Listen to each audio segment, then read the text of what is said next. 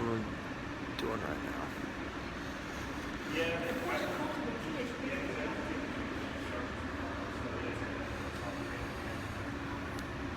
Little leak right there. Basically impossible to see. Pull the evap box out.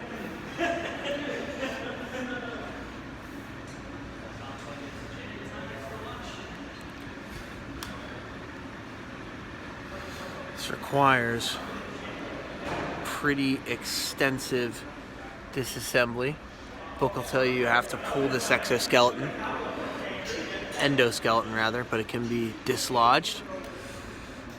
Partially disconnect the harness, tied up top. Center console can be pushed back. You can see a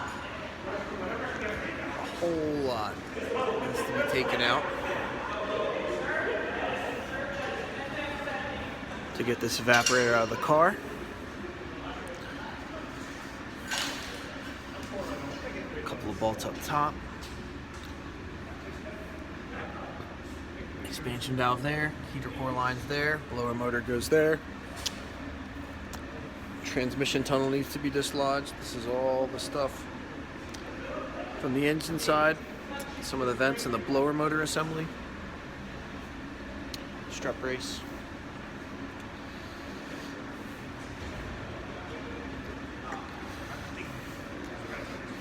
It is a failure we've seen more than once.